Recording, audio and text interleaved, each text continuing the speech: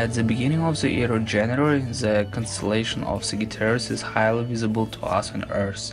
The Greeks called Sagittarius the archer because it looked like a guy shooting a bow and arrow.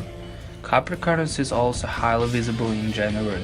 It's sometimes called the sea god since it has head of god and the tail of fish.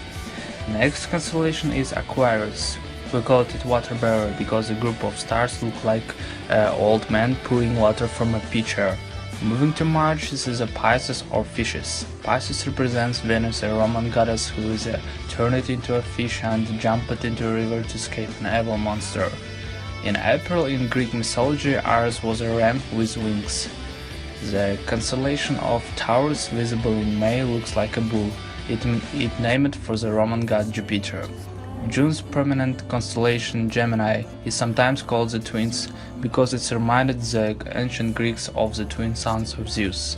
Cancer, which you can see pretty well in July, is called the Crab. August constellation called Leo and looks like a fish lion. Seen in September, Virgo is called the Maiden since it looks like a lady holding grain, which symbolizes the harvest to the Greeks and Romans. The constellation of Libra appears in October when days and nights are all equal and symbolize a balance. And the constellation of November is Scorpius. It is named for it because it looks like a scorpion. There is a tendency in modern society to confuse astrology and astronomy, or worse yet, to consider one a legitimate alternative to others. Although both arose from the wonders of the night sky, from stars to comets, planets, and sun and the moon, astronomy had a practical motivation. Knowledge of motions of these orbs made it possible to predict and plan for certain significant events, such as the changing of the season and planting of crops. Many ancient astronomers, however, believed that harmonies or synchronicities exist between celestial configurations and human activities. They thought that celestial objects of the night sky exerted a special power over humans, particularly in foretelling the course of their life.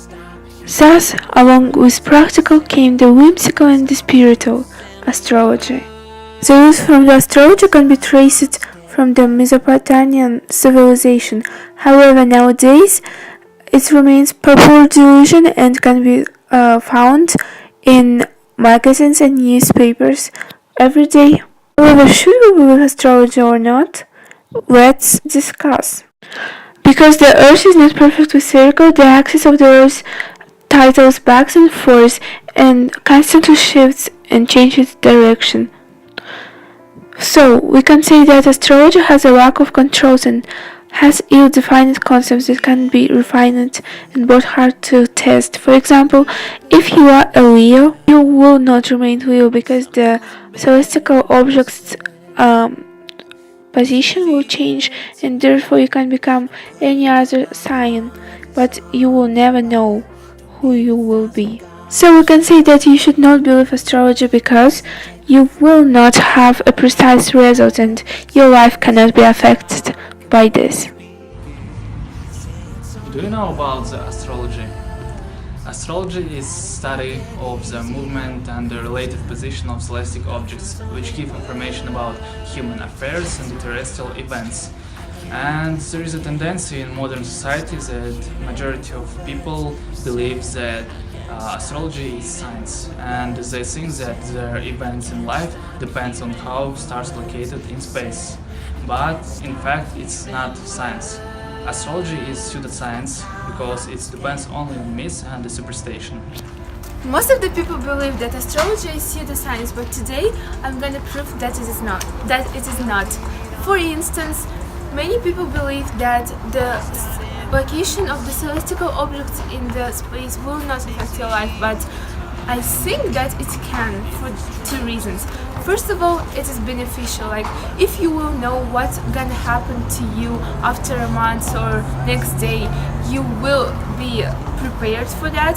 And secondly, in most of the times it writes, for example, if I'm a Leo, it can write like, today is the Leo's lucky day, and therefore I will think that it is my lucky day and I will act in order to get everything done. In order to get an A in Guljazirai Berdibekovna's subject, it means English, you should work hard, but actually the working hard is not everything. For instance, I can work hard, but if I will believe that today is my unlucky day, I will fail at the test. But if I will believe that today is my lucky day, I will do everything in order to get the perfect score of 24 in my summative assessment, and therefore I think that pseudoscience can be beneficial in some cases. So please guys, read your horoscope, be happy, and believe that today is your lucky day. Which give information to us about the humans affair and events. And therefore we can understand what's happening between around us, what's happening in the world, and how should we react to these things. And so we can conclude that it is not important, is astrology pseudoscience or not? So that it depends on us, it's important to believe or not, it depends on you. So it's your choice, be happy and believe or not believe in astrology. Disclaimer: all the information were taken from sites. Special thanks to TED for its videos, thedailystar.net for the information, and to Yuki Says for explanation. And of course you should applause because Amina and Maxan did a good job. Actually no, we'll see. Spoilers alert, astrology is pseudoscience.